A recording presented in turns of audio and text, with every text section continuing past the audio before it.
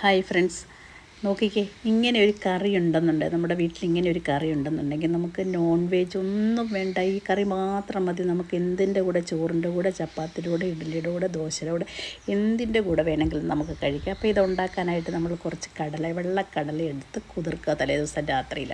എന്നിട്ട് നമ്മളത് കുക്കറിലിട്ട് പിറ്റേ ദിവസം രാവിലെ കുക്കറിലിട്ട് നന്നായി വേവിച്ചെടുക്കുക. അപ്പോൾ ഇതിലേക്ക് വേണ്ട ആവശ്യത്തിനുള്ള സാധനങ്ങൾ: സവാള, തക്കാളി, വെളുത്തുള്ളി, കുറച്ച് മുളക്, മല്ലി, കുറച്ച് പെരിഞ്ജീരകം. ഇത്രയും സാധനം ഞാനെടുത്ത് അതൊരു സ്പെഷ്യലായിട്ട് നമ്മൾ അരച്ചെടുക്കണം. അതിനാണ് ഇത് മാത്രം ഇപ്പോൾ കാണിക്കുന്നത്. അപ്പോൾ ഇത്രയും സാധനം കൂടെ ഞാൻ വെളിച്ചെണ്ണയിൽ നന്നായിട്ടൊന്ന് വഴറ്റി മൂപ്പിച്ച് എടുത്തിട്ടുണ്ട് കേട്ടോ. എന്നിട്ട് നമ്മൾ വേവിച്ച് വെച്ച കടലയിൽ നിന്ന് അല്പം കടലയും കൂടെ എടുത്ത് ഒരു മിക്സിയുടെ ജാറിലേക്കിട്ട് എല്ലാം കൂടെ അരയ്ക്കുമ്പോൾ നമ്മൾ കടല വേവിച്ച വെള്ളത്തിൽ നിന്ന് കുറച്ച് മാറ്റി വെച്ചിട്ടുണ്ടായിരുന്നു. അതെല്ലാം കൂടെ നല്ലതായിട്ടൊരു തിക്ക് ഗ്രേവി ഉണ്ടാക്കത്തക്കതുപോലെ നമ്മൾ അരച്ചെടുത്തിട്ടുണ്ട്. വെന്ത കടലയിലേക്ക് നമുക്ക് അരപ്പ് ചേർത്ത് കൊടുക്കും. അപ്പോൾ ഈ കടല വേവിച്ച സമയത്ത് അല്പം ഉപ്പും മല്ലിപ്പൊടിയും മഞ്ഞൾപ്പൊടിയും മുളക് പൊടി അല്പം ഇട്ടിട്ടാണ് വേവിച്ചെടുത്തത്.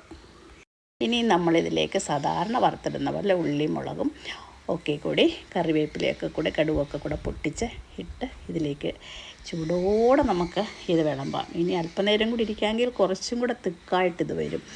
അപ്പം നമുക്ക് ആവശ്യാനുസരണം വെള്ളമൊക്കെ അതിനനുസരിച്ച് നമുക്ക് ഒഴിച്ചു കൊടുക്കാം.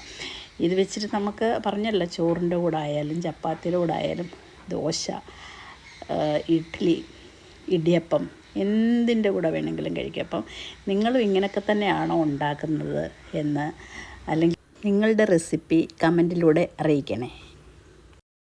അപ്പം നല്ല നല്ല റെസിപ്പികളുമായിട്ട് വീണ്ടും നമ്മൾ ഓരോ വീഡിയോസും എല്ലാ ദിവസവും ഇടുന്നുണ്ട്. അപ്പോൾ എല്ലാവരും ഇത് കാണുക, സപ്പോർട്ട് ചെയ്യുക.